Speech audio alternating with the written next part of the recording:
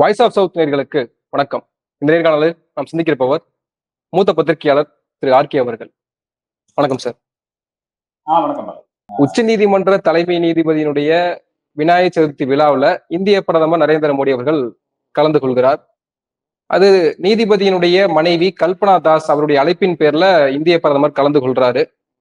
ஒரு executive, judiciary, legislature இந்த இடத்துல இருக்கக்கூடிய நபர்கள் தனிப்பட்ட முறையில விழாக்கள்லையும் அவங்களுடைய நிகழ்ச்சியிலையும் கலந்து கொள்வது அது ஏற்புடையதா? சாமானிய மக்கள் எப்படி இதை புரிஞ்சுக்கணும்? நீங்க எப்படி இதை பார்க்கிறீங்க? இதோட பெரிய ஒரு அவலம் இந்தியன் ஜுடிஷியருக்கு வர்றதுக்கு வாய்ப்பு இல்லை என்று நான் கருதுகிறேன். மனைவி அழைத்தார்கள். அப்போ இவர் வந்தார் என்று கூறுவது ஏற்புடையது கிடையாது. இந்த மாதிரி ஒரு மனைவியும் இதுக்கு முன்னாடி இருக்கின்ற ஒரு பிரதமரையும் அழைத்தது கிடையாது என்றுதான் உண்மை நிலை. அப்படி இருக்கின்ற ஒரு நிலையில் ரெண்டு விஷயம் இருக்கிறது. ஒண்ணு இம்ப்ராப்பர், அதாவது ஒரு பிரதமர் ஒரு சிஜேஐனுடைய ஆத்துக்கு செல்வது தவறு, அவ்வளவுதான். அது மாற்றுக்கருத்தே இருக்க முடியாது. இரண்டாவதாக, ஒரு அது தெரிந்த சிஜேஐ ஒரு சீஃப் ஜஸ்டிஸ் அதே ஆத்துல இருந்து கொண்டு அவரை ரிசீவ் பண்றது தவறு. அவர் அந்த ஒரு நிலையில் எங்காச்சும் கிளம்பி போயிருக்கலாம். இல்லை என்றால் என்னால் அது முடியாது, நான் அது இதற்கு சாதகமாக இருக்க மாட்டேன் என்று கூறியிருக்கலாம். அதான் அந்த ஆப்டிக்ஸ் தான். அதாவது நீங்க இப்ப சுவாதி சதுர்வேதி போகின்ற நபர்கள் ட்வீட் போடும்போது அதுல என்ன சொல்றாங்கன்னு பாத்தீங்கன்னா, இதுல என்ன இருக்குது, ஒரு ஒரு விநாயகத்துக்கு இவ்வளவு பெரிய விஷயமாக நீங்க எடுத்துக்கொள்ள வேண்டிய அவசியம் கிடையாது, அவருடைய சப்டாண்டிவ் விஷயங்களை மட்டும் நீங்க பாருங்க என்ற, அவர் என்ன செய்திருக்கிறார், ஒரு ஒரு சீஃப் ஜஸ்டிஸாக என்ன செய்திருக்கிறார், அதையெல்லாம் பாருங்க என்று கூறுகிறார். நிச்சயமாக அதை பார்க்கத்தான் வேண்டும். ஒரு தீபக் மிஸ்ராவா அதிலிருந்து ஆரம்பித்து போப்டே வரையான நபர்கள் எடுத்து பார்த்தீங்கன்னா ஏறத்தாழ ஒரு எக்ஸிகியூட்டிவ் ஜட்ஜஸாகத்தான் செயல்பட்டு கொண்டிருந்தார்கள், சீஃப் ஜஸ்டிஸாகத்தான் செயல்பட்டு கொண்டிருந்தார்கள். அவருடைய ஒவ்வொரு தீர்ப்பும் நமக்கு உணர்த்துகிறது. அதனுடைய ஒரு அவலமாக, நீட்சியான ஒரு அவலமான ஒரு நீட்சியாக பார்க்க வேண்டிய விஷயம் யாருன்னு பாத்தீங்கன்னா கோகோய். அது சிஜே ஆனதுக்கு பிறகு ஒரு எம்பியினுடைய பதவியை வாங்கி கொண்டு ராஜ்யசபால போய் உட்கார்ந்தது இந்தியன் ஜனநாயகத்திற்கு பெரும் கெடுதல் விளைவித்த ஒரு சம்பவமாக நான் பார்க்கிறேன். அதை விட பெரிய ஒரு அவலமாக நான் இதை பார்க்கிறேன். ஏன்னா இதுல ஆப்டிக்ஸ் தானுங்க. இந்த படம் எனக்கு ஒரு 20 பேர் அனுப்பியிருக்காங்க. அதாவது அந்த அளவுக்கு மனம் நொந்து போன நபர்கள் அனுப்பியிருக்கிறார்கள். இந்த சிச்சுவேஷன் என்ன, இந்த இந்த ஒரு ஒரு சந்திப்பில் இந்த ஒரு மெசேஜ் என்ன போகுது, அது ஐ திங்க் கௌரவதாஸ் கேட்டிருக்காருன்னு நினைக்கிறேன். அதாவது இது லோவர் ஜுடிஷியரிக்கு என்ன மெசேஜ் போகுது, அதே மாதிரி பிரதர் ஜட்ஜஸ்க்கு என்ன மெசேஜ் போகுது, சுப்ரீம் கோர்ட்டுடைய பார் அசோசியேஷனுக்கு என்ன மெசேஜ் போகுது, கபில் சிபலுக்கு என்ன மெசேஜ் போகுது, இதுதான் கேள்வியா இருக்கிறது. இன்னைக்கு ஏதோ ஒரு இடத்துல சுப்ரீம் கோர்ட்டு ஏதோ நியாயத்தை செய்யும் என்ற அந்த நம்பிக்கையை வருகின்ற அந்த தருணத்தில், ஏனென்றால் இன்னைக்கு பார் அசோசியேஷனுடைய பிரசிடென்ட் கபில் சிபல் ஜெயித்திருக்கிறார்.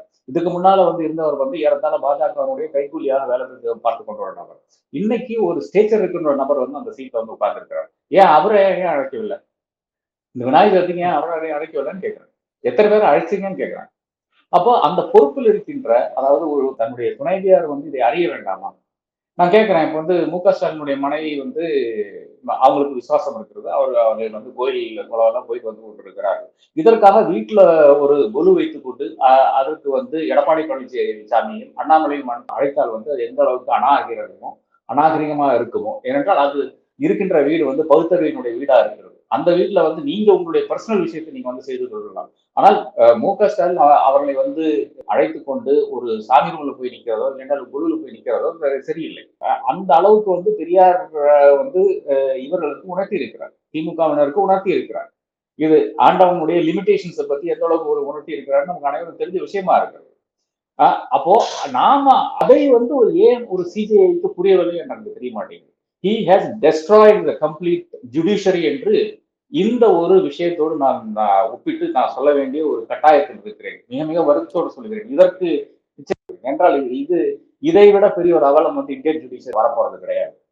இதுல அதாவது அழைப்பு நிறைய இடத்துல இருந்து பிரதமர் நரேந்திர மோடிக்கு அவர்களுக்கு வந்திருக்கும் விநாயகர் சதுர்த்திக்காக. ஆனால் குறிப்பாக சந்திரசூட் அவர்களுடைய வீட்டை தேர்ந்தெடுத்ததனுடைய காரணம் என்னவா இருக்கும்? எல்லா விழாக்கள்லையும் எல்லா நகர்வுகள்லையும் அரசியல்வாதிக்கு அரசியல் கால்குலேஷன்ஸ் இருக்கத்தான் செய்யும். எதற்காக ஒரு பிரதமர் எல்முருகனுடைய வீட்டுல பொங்கலுக்கும் தீபாவளிக்கும் போய் நிற்கிறாரு, அது தமிழர்களுக்கான ஒரு மெசேஜாக பார்க்கிறாங்க. அது தமிழர்களை ஏதோ ஆதரிக்கின்ற ஒரு விஷயமாக பிரதமர் நினைச்சு கொண்டு அங்க போய் நிற்கிறார். அப்போ ஒரு சிஜேனுடைய வீட்டுல வந்து கணேஷ் சதுர்த்திக்கு போய் நிற்கும் போது என்ன அதனுடைய மெசேஜ்ன்றது, அதனுடைய உட்பொருள் என்ன, அதான் கேள்வியா இருக்கிறது. அந்த கேள்விக்கு வந்து யார் பதில் சொல்ல வேண்டும் பாத்தீங்கன்னா, நிச்சயமாக பிரதமர் பதில் சொல்ல வேண்டிய அவசியம் கிடையாது. பிரதமர் என்ன வேணா செய்வார், இது பிளேட்டன்ட் ஃபெலோ. அப்படி பிளேட்டன்டாக நடந்து கொள்ளக்கூடிய ஒரு மனிதனை வந்து நீங்க உங்க வீட்டுக்கு அதுல இருந்து நான் எனக்கு தெரியறது என்னன்னு பாத்தீங்கன்னா, அது பிரதமருக்கு ஒரு பாசிட்டிவா இருக்கிறது. பிரதமர் வந்து பாத்தீங்களா, நான் வந்து சிஜிஐ வீட்டுக்கு போயிட்டு வந்தேன்னு சொல்றது பாசிட்டிவா இருக்கிறது. ஆனால் சிஜிஐக்கு அடுத்ததாக என்ன கேஸ் வருகிறது, அந்த கேஸ் நீங்க என்ன முடிவெடுக்க போறீங்க, இதான் கேள்வியா இருக்கிறது. அப்போ நீங்க ஒரு இப்ப எனக்கு இந்த டவுட் வருதுங்க. கல்கத்தா ரேப் கேஸ்ல வந்து இந்த அளவுக்கு பேசினா ஒரு சிஜிஐ ஆனாலும் சரி, அந்த கோர்ட் ஆனாலும் சரி, ஏன் பாக்கி இந்தியாவில் இருக்கின்ற அத்தனை ரேப்புகளிலும் அதே மாதிரியான ஒரு ஆர்வத்துடன் ஏன் வந்து இன்டர்ஃபியர் பண்ணவில்லைன்னு நான் கேட்கலாம் இல்லையா? அப்போ கல்கட்டால நடந்தது வந்து ஒரு எதிர்கட்சி மாநிலம். அந்த எதிர்கட்சி மாநிலத்தில் பாஜக இன்னைக்கு நம்பர் 2 பார்ட்டியா இருக்கிறது. அங்க வந்து ஆட்சிக்கு வரக்கூடிய அந்த வாய்ப்பு இருக்கிறது. அதனாலதான் இப்படி ஒரு ஆக்டிவிஸ்ட் ஜுடிஷியரியாக நான் பாக்குறோமோ என்ற அந்த ஒரு எண்ணம், அந்த ஒரு சந்தேகம் என்னுடைய மனதில் வருமா இல்லையா என்றுதான் நான் சிஜே கேட்க விரும்புறேன். ஏனென்றால் வேற ஒரு ரேப்லயும் நீங்க வந்து இந்த ஸ்டாண்ட் எடுக்க மாட்டேங்கிறீங்க, இந்த ஒரு இதே வர மாட்டேங்குது. அப்ப இது எப்படி வந்து இதெல்லாம் ஜோடித்து ஏன் போடுங்கன்னு பாத்தீங்கன்னா, நேற்று வந்து நீங்க வந்து மோடிக்கு அழைக்கிறீங்க, மோடி வந்து உங்க வீட்டுல நிக்கிறார். இது இந்தியா வரலாற்றுல நடக்காத விஷயம். சிஜிஐ வந்து பிரதமரை எங்க பார்ப்பாங்கன்னு பாத்தீங்கன்னா, இன்னும் மெசேஜ் வந்து ஷேர் பண்ணிப்பாங்க. அதாவது ஒரு தூதர்களை அனுப்பி வைப்பார்கள். இல்லை என்றால் பப்ளிக் ஃபங்க்ஷன்ல தான் பார்ப்பாங்க. அதை தாண்டி இதை பார்க்கறதே வந்து தவறு என்றதுதான் என்னுடைய கருத்து. நிச்சயமாக பார்த்திருக்க கூடாது. அது என்னதான் இருந்தாலும் ஒரு பிரதமர் சென்றிருக்க கூடாது. ஆனால் இந்த பிரதமர் வந்து ஒரு டெமோக்ராட்டிக் நார்ம்ஸுக்கும் வழங்காத ஒரு பிரதமராக நாம் பார்த்துக் கொண்டிருக்கிறோம். தொடர்ந்து அதே மாதிரி தான் அவர்கள் வந்து நடந்து கொண்டும் இருக்கிறார்கள். அதற்கு வந்து ஒரு எதிராக இருந்த ஒரு நபர் என்று எடுத்துக்கொள்ளலாம். ஏனென்றால் எலக்ட்ரிக் பாண்ட்ஸ் கேஸ்ல வந்து அது எவ்வளவு பெரிய ஒரு வெர்டிக்ட் என்று நமக்கு அனைவருக்கும் தெரிஞ்ச விஷயமா இருக்கிறது. அது ஒரு பெரிய ஒரு சீ சேஞ்ச், அது ஒரு கேம் சேஞ்சரா இருந்தது. போன தேர்தலில் வந்து அதுதான் பெரிய கேம் சேஞ்சர். அந்த கேம் சேஞ்சர் கொடுத்த ஒரு நபர் வந்து அதற்கு ஃபாலோ அப் கிடையாதுங்க. இனியும் அது எங்க பாக்கி இருக்கின்ற காசுகள் எல்லாம் எங்கேன்ற அந்த ஃபாலோ அப் கிடையாது. நிறைய விஷயங்கள் வந்து இன்னும் தேர்தல் ஆணையம் வந்து வெளியிடவில்லை. அந்த காசுகளுக்கான ஃபாலோ அப் கிடையாது. அதை தாண்டி இருக்கின்ற இந்த மாதவி பச்சனுடைய விஷயமானாலும் சரி, பாக்கி இருக்கின்ற விஷயங்கள் ஆனாலும் சரி, சுப்ரீம் கோர்ட் காலம் தாழ்த்தது ஏன்றது கேள்வி இருக்கா இல்லையா? அரவிந்த் கெஜ்ரிவால் இன்னும் ஜெயில இருக்கிறாரு. Fail is norm and jail is exception என்று பேசின பல சிஜிஐஸ் இருக்கிறாங்க. இவர் உட்பட இருக்கின்ற இப்ப கூட ஒரு வாரத்துக்கு முன்னா கூட இந்த மாதிரியான ஜட்ஜ்மெண்ட்ஸ் கொடுத்துவிட்டு அதன் பிறகு வந்து அரவிந்த் கெஜ்ரிவாலை எப்படி நீங்க ஜெயில வைக்க முடியும், எப்படி ஒரு செந்தில் பாலாஜியை நீங்க வந்து ஜெயில வைக்க முடியும், இந்த கேள்வி எல்லாம் இருக்கிறது இல்லையா? அது ஏன் அப்ப இவர்கள் எல்லாம் எதிர்கட்சியில் இருந்தவர்கள் இருக்கிறவர்கள் அது ஒரே ஒரு காரணத்துக்காக நீங்க உள்ள வச்சிருக்கீங்களா?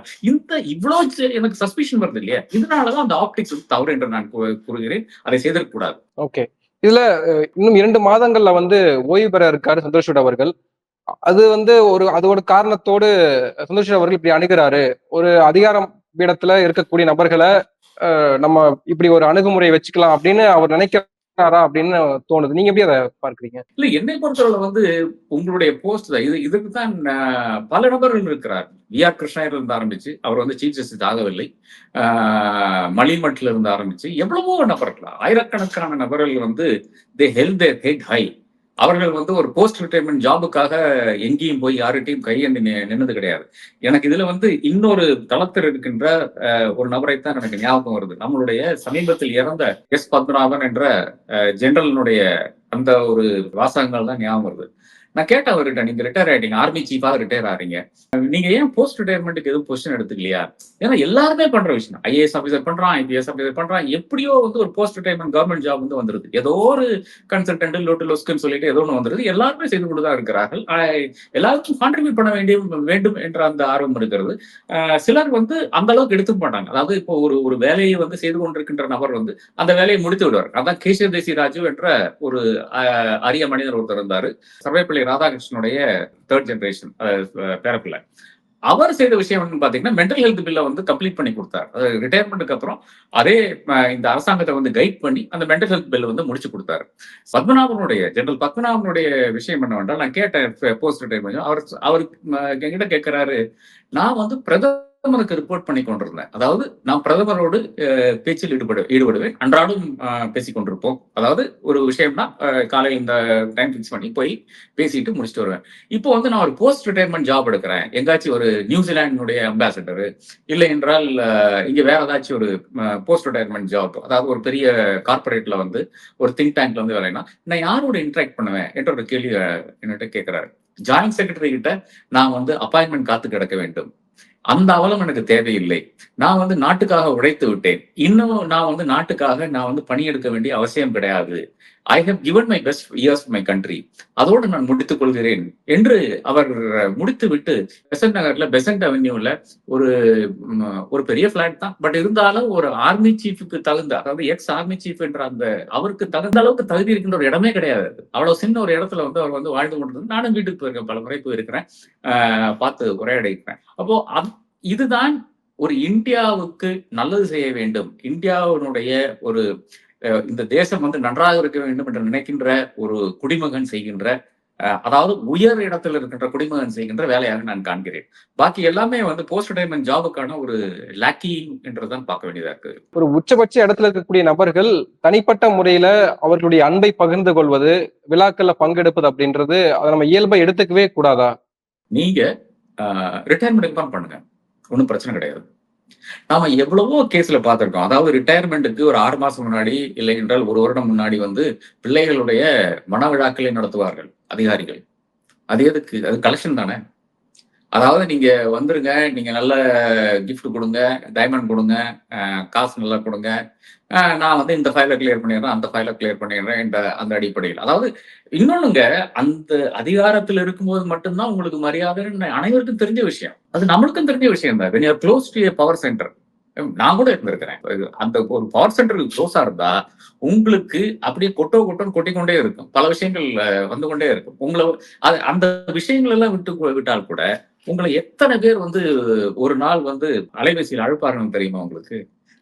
அப்போ அந்த பவர்ல இருக்கின்ற அந்த ஒரு இடத்தை பயன்படுத்தி கொண்டு ஒன்னும் உங்களுடைய சொத்து சேர்ப்பது, இல்லை என்றால் அடுத்த ஒரு வேலைக்கான அந்த ஆயத்த பணிகளை செய்வது, இல்லை என்றால் மூணாவதாக இன்னும் நான் ஒரு இன்ஃபுளுன்ஸ் சென்டரா இருக்கிறேன், அதாவது நான் எங்கிருந்தாலும் ஒரு இன்ஃபுளுன்ஸ் சென்டரா இருப்பேன் என்று மக்களுக்கு உணர்த்துவது. இந்த ஒரு 3 விஷயங்களுக்காக பல நபர்கள் வந்து பல விஷயங்களை செய்து கொண்டே இருப்பார்கள். இது நமக்கு ஏற்புடைய விஷயமாக இருக்காது. அது எஸ்பெஷலி என்னை போன்ற நபர்களுக்கு இன்னும் எனக்கு என்ன 4 வருஷம் இருக்கு ரிட்டையர்மெண்ட்ல இந்த அலுவலகத்துல. இந்த வயசுல போயிட்டு நான் வந்து காம்ப்ரமைஸ் பண்ண வேண்டிய அவசியம் இருக்கா? ஒரு செகண்ட் ஜெனரேஷன் ஜட்ஜி, அந்த அதுவும் செகண்ட் ஜெனரேஷன் சீஃப் ஜஸ்டிஸ், அந்த சீஃப் ஜஸ்டிஸ் வந்து தன்னுடைய இறுதி நாட்களில் வந்து இப்படி செய்ய வேண்டிய அவசியம் இருக்கான்ற அந்த கேள்விதான் இருக்கிறது என்னுடைய முன்னில். மிக மிக வருத்தத்தோடு சொல்லிக் கொள்வது, என்னை பொறுத்தவரையில வந்து இதை விட மோசமான ஒரு நடவடிக்கை வந்து ஒரு சீஃப் ஜஸ்டிஸ், அதாவது இந்த அளவுக்கு கான்பிடன்ஸ் ட்ரிக்ஸ்டர் என்று கூறுவோமே, அது ஏறத்தால் அந்த மாதிரி தான் நடந்திருக்கு. அதாவது நம்மளுடைய ஹோப்ஸை வந்து அந்த அளவுக்கு உயர்த்தி விட்டு, ஒரு எலக்ட்ரல் பாண்ட்ஸினுடைய ஜட்ஜ்மெண்ட் மூலமாக உயர்த்தி விட்டு நம்மளை எல்லாம் வந்து ஏறத்தாழ வந்து முட்டாட்களாக்கக்கூடிய ஒரு விஷயமாகத்தான் இதை பார்க்கிறேன். அப்போ பாக்கி இருக்கின்ற ஜட்ஜ்மெண்ட்ஸ் வராத விஷயங்கள், ஜட்ஜ்மெண்ட்ஸ் வைக்கப்பட்ட விஷயங்கள், உமர் ஃபரூக்கில் இருந்து ஆரம்பிச்சு எவ்வளவோ நபர்களுக்கு இன்னமும் ஒரு ரிலீஃப் கிடைக்காத விஷயங்கள் எல்லாம், இதற்கெல்லாம் காரணம் யார் என்று நாம் வந்து யோசிக்க வேண்டியதா இருக்கிறது. கட்டாயமாக இது ஜுடிஷியரிஸ் டார்க்கஸ்ட் ஹவராக நான் பார்க்கிறேன். இல்ல, இதுல இப்ப நீங்க சுட்டிக்காட்டினது மாதிரி ஒரு விஷயம் இருக்கு. அதாவது எலக்ட்ரல் பாண்டா இருக்கட்டும், அல்லது வந்து மேயர் தேர்தலா இருக்கட்டும், இதெல்லாம் முக்கியமான தீர்ப்புகளை கொடுத்த சந்திரசூட் அவர்கள் இப்படி நடந்து கொள்ளலாமா அப்படின்றது ஒண்ணு. மணிப்பூர் பற்றி எரிந்து கொண்டிருக்கு, அது இப்போ விநாயகர் சதுர்த்தி கொண்டாடுறாங்களே, வீடியோ போடுறாங்களே அப்படின்னு. இப்போ மக்களுக்கு ஏற்ற மாதிரி, மக்களுடைய எண்ணங்களுக்கு ஏற்ற மாதிரி தான் அவர்கள் நடந்து கொள்ள வேண்டுமா? நிச்சயமா கிடையாது. மக்களுடைய எண்ணத்துக்கு ஏற்ற நம்ம நடக்க வேண்டிய அவசியம் கிடையாது. நியாயத்துக்கும் தர்மத்துக்கும் கடைபிடிக்க வேண்டும். அதான் திராசு இருக்கு, அதை பார்த்தா போக. நீங்க வந்து பப்ளிக் ஒப்பீனியனுக்காக ஒரு ஜட்ஜி வந்து மாற்ற வேண்டிய அவசியமோ நிச்சயமாக கிடையாது. உங்களுக்கு நியாயம் தர்மம் அதை கடைபிடிக்கிறதுக்கான உங்களை நியாயாதிபதி என்று அழைத்து அதற்கும் இந்தியாவினுடைய உச்சஸ்தானியராக உட்கார வைத்துக் கொண்டிருக்கின்ற ஒரு நிலைமை தான் இப்ப நடந்து கொண்டிருக்கிறது. அந்த நிலைமையில் இருந்து கொண்டு, அந்த நிலையில் இருந்து கொண்டு நீங்க என்ன செய்தீர்கள் என்ற அந்த கேள்விதான் வரப்போகிறது. அந்த வருங்காலங்களில் என்ன பேசப்படும் பாத்தீங்கன்னா, மோதியினுடைய இந்த படம் தான் பேசப்படுமே தவிர அவர் என்ன ஜட்மெண்ட்ஸ் கொடுத்தாலும் இதெல்லாம் இதுல வந்து அடிபட்டு போயிரும் என்றுதான் உண்மை நிலையா இருக்கிறது. நன்றி சார், நன்றி. நிறைய விஷயங்களை தெளிவுபடுத்திருக்கீங்க. உங்க நேரத்துக்கு மிக்க நன்றி. நன்றி.